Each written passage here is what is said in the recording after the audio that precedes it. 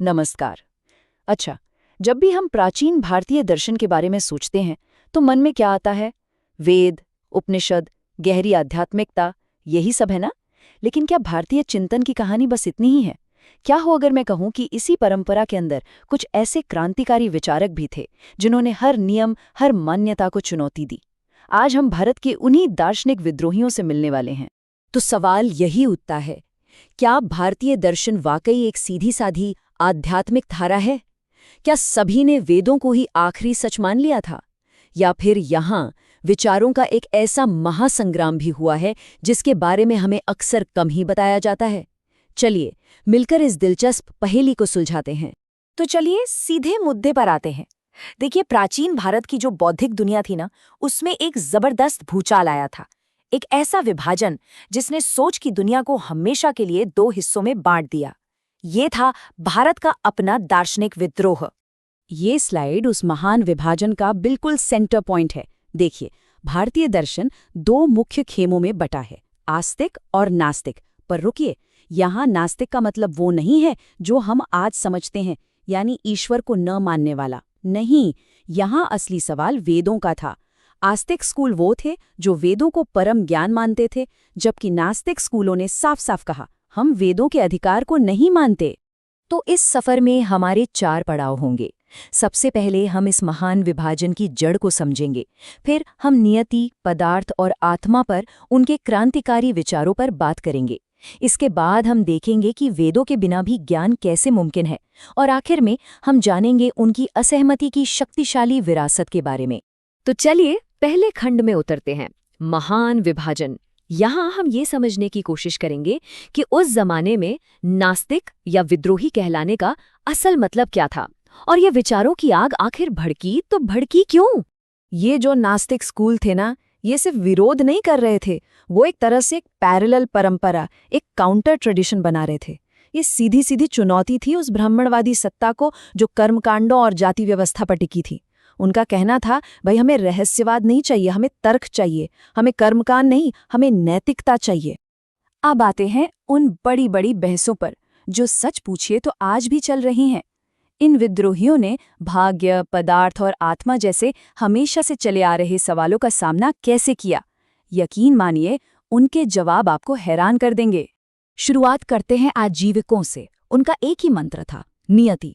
मतलब सब कुछ पहले से तय है। आपका हर एक कदम, आपकी हर सांस, सब एक कॉस्मिक स्क्रिप्ट का हिस्सा है। आपके हाथ में सच में कुछ भी नहीं है। अब जरा सोचिए, ये कर्म और फ्री विल के आइडिया पर कितना बड़ा हमला।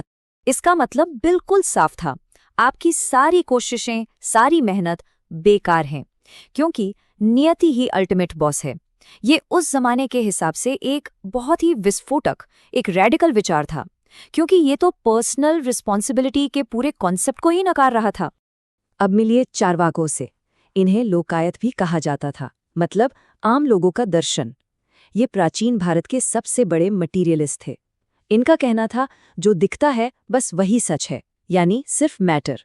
आत्मा, ईश्वर, स्वर्ग, नरक सब मन का वहम। शरीर खत्म तो चेतना भी खत्म, किस्सा खत्म। और वो अपनी बात कहने में कोई लिहाज नहीं करते थे।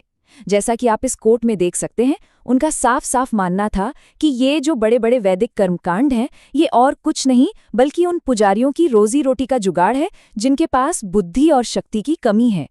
ये धर्म पर एक बहुत ही सीधा और तीखा हमला था। अब इन मटीरियलिस्ट विचारों के ठीक दूसरी तरफ खड़ा था जैन दर्शन। उन्होंने दुनिया को 2 बुनियादी हिस्सों में बांटा, जीव यानी हर जिंदा चीज के अंदर मौजूद चेतना या आत्मा, और अजीव यानी निर्जीव पदार्थ जैसे पत्थर, पानी, समय।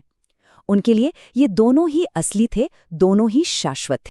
तो हमने देखा कि ये स्कूल असलियत को कैसे देखते थे, लेकिन सवाल ये है कि वो इस नतीजे पर पहुंचे कैसे? उनके ज्ञान का सोर्स क्या था?